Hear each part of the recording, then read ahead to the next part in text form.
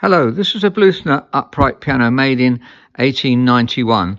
It's a straight strung overdamper Bluthner, and the client would like us to value it, and I'm really grateful to have this opportunity to say a few things about the style of the piano and make some comments on straight strungs and overdampers. Bluthner made quite a few of them at this period of time. The casework has been restyled, in the 1930s probably, just looking at the shape of the leg, maybe 20s, and it's been very well restyled, but in terms of value, it does make a difference. Obviously, if it was cosmetically perfect, then that would be fine, but generally speaking, people wanting Bluthner upright pianos are wanting them in the original condition. So in terms of casework, doesn't really have much value at all, unfortunately. This is amazing because it has almost perfect ivory keys. I want to compare it with another Bluthner that we have also in storage area. This is being stored for the client, by the way. So just have a look at another one that we have in the storage area to compare it. This is a Bluthner overstrung underdamper Bluthner made in 1920. And let's compare the two. First of all, the casework is more original. This has actually been tropicalized, I think. Let's see the extra screws here. Bluthner did that. Our top makes did that very much to, if it's going to the tropics, it needs extra anchoring down. But it's not terribly tropicalized because it has, sometimes they put pins in the keys and don't have ivories. So I'm not really certain about that. But some of these have come off and been stuck back on. You can see they're not so perfect. There's a couple that have been replaced, a slightly different colour as well, I think. So in terms of the ivory, it's not so perfect, and slightly different style. There's one music stand on this one. The other one has two music stands. There's another one up here. We'll look at that in a second. To say the style is more, it is original, the 1920s style. So going back to the straight strung overdamper, this has a interesting mechanism there that Bluthner put in at that stage to hold that tray, and then there's a swing music style comes tray, which is actually not higher. Normally we're saying that's higher up, which makes it the same height as a grand. In actual fact, this is the same sort of height as the other one. So this one is what we call a straight strung. That means the strings go straight up and down, and an overdamper, which means the dampers are over the top of the hammers.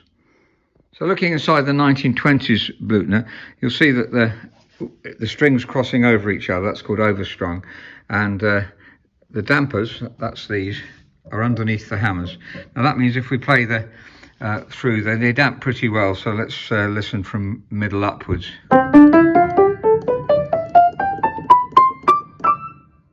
So those are damping pretty well, and you hear the next one not dampening at all. So on the overdamper Bluthner, that dampers are above the hammers. You can't see the hammers, they're below the dampers. You can just about see them if it's a bit dark in there, sorry. And you see they're very close to the top of the string here, whereas on the underdamper they were halfway up, if you have a look back at those. And let's have a listen to them. So as we go up from middle C again, not bad damping up to there. And then gradually as you go up, they're very near the top of the string. There's not a lot of difference between the last one that damps and the one that doesn't, which you could say is good. It fades in gradually so that it's not damping. But for modern piano playing, generally people require or want better damping than that. So listening again to the underdamper, there's a clear distinction between that one and that one. Now in the case of the overstrung underdamper Bluthner, it has this very special mechanism that we've talked about before, perhaps the greatest upright piano action ever made. And you can see it's sprung. Well, normally this part is on here. If you look at the videos about that, this is actually attached so that it can be easily worked on. But the springs here cut the sound off, so springs pushes it back, and the dampers are quite far down the string compared to the other one, so that's obviously very, very good damping. And looking at the hammers on both of these, they're both quite worn, original hammers. This one, they still sound beautiful. A lot of people have Bluthner grands and the hammers are incredibly worn, and they still sound beautiful, but obviously they're not that clear a sound, and the weighting's wrong as well. So it's a bit too. It's actually very pleasant because it's a Bluthner, so.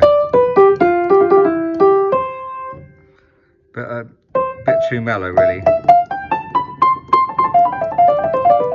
So new hammers would be brighter, and then you can mellow them down to taste, and they're more distinctive as well. So on the one we're valuing, and how to take the action out and turn it round, and you can see a loss of wear on some of the hammers. Perhaps when they're moving around a bit, that one there, for instance, they wear a lot more. That's moving around because this is loose here, so we need a new centre pin. Sometimes it's the hinge that's loose. In fact, in this one, it has brass hinges. Interestingly, an old style that is used on some upright pianos, particularly Bluthner. They use these brass hinges on their very old ones, and it's a good system. It doesn't seem to get so loose, but obviously more expensive. They are a little bit on the loose side if I'm wobbling them backwards and forwards, so it would be nice to repin. And well, the one that we saw here is particularly loose. That's why it's so worn at the end there, because it's just wobbling around basically. So that ought to be done. If the client would like us to work on the piano, he might be thinking, well, why work on a straight strung overdamper? The sound is quite phenomenal, which we'll hear in a minute, because clients are not choosing straight string overdampers. We don't normally sell them, unless if they come in part exchange. I suppose very occasionally you might sell one. I can't remember the last time we've done that. We've done an overstrung overdamper Bluthner before. Those straight strungs are actually in some respects better for us as tuners, because they're easier to tune. The overstrung and overdamper is more awkward to tune. Sorry, I'm diverting a bit there.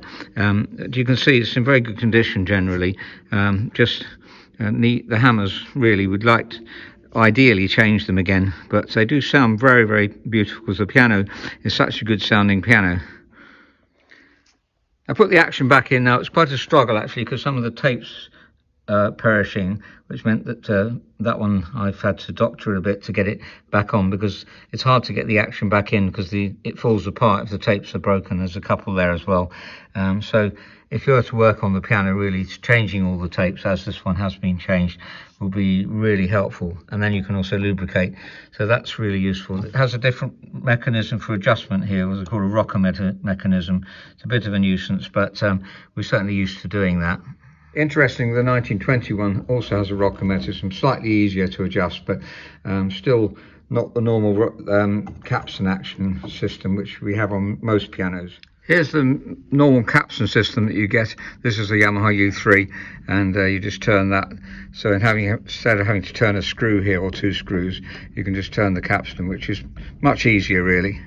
Just a final point on this straight strung overdamper system. The overdamper is lifted here. It's a sort of cage system. You can see it's lifted by the key here. It's very easy to adjust, but it doesn't dampen as well as we've noticed before. So this should be a little bit higher up really. You can either turn it here, loosen the screw a bit and turn it, or you can just make a slightly greater angle there if it's a bit gummed up here. That won't happen on a Bluthner. That's usually very good. There's a lot of these straight strung overdampers in the UK. I don't know how many, but I would say at least 10% of the pianos, probably more, are straight strung overdampers. So there's lots of them around, and they're difficult to tune because you have to get your wedge between these to tune the piano. But if you get used to it, then it's obviously something you do get used to. And tuned several in my time, so especially in the early days. Now you can see there, you want to create a slight gap there, otherwise the damper tends to lift too early, and it'll also feel heavier. So I would make a gap there ideally. Up here there is a gap in this one, a small gap, but there's also actually some lost motion, so these need adjusting to take up the lost motion. Well, that's enough on the mechanism. I just want to sort of try to get some thoughts on valuation of the piano. By the way, the tuning pins are very tight and all the strings are perfect, so that's good news. So now let's listen to the piano.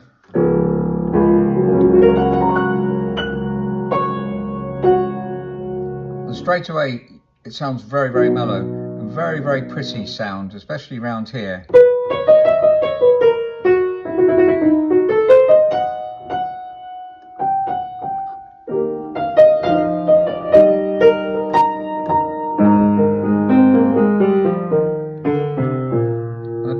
Full tenor area too.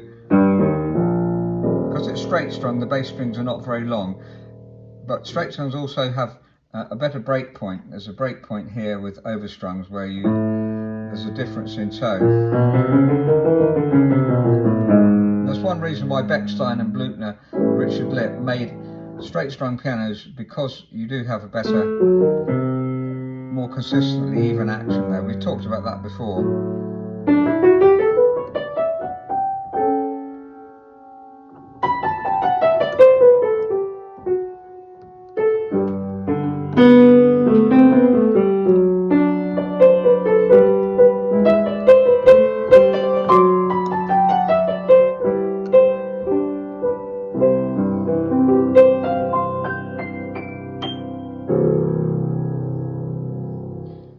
Now, in terms of value, unfortunately, because of the cosmetics having been altered and it's not perfect, and also because it's an overdamper and a straight strung, it's not the kind of piano we can buy and restore and sell for enough profit, because it takes a lot to perfect the piano. So what is it worth? Very, very difficult question. Certainly in terms of the sound, priceless. In terms of what you're going to get for the piano if you try to sell it, you probably have to give it away, unfortunately. Now that's very sad. The tuning, as you can see, is holding. It's slightly flat, but holding very, very well in tune, very tight tuning pins. So if it's a family piano, it's the kind of thing you want to keep. But if you want to resell the piano to get some money through it, buy perhaps another piano, then that would be really, really difficult. Sorry to disappoint there. A beautifully made piano. Very expensively made.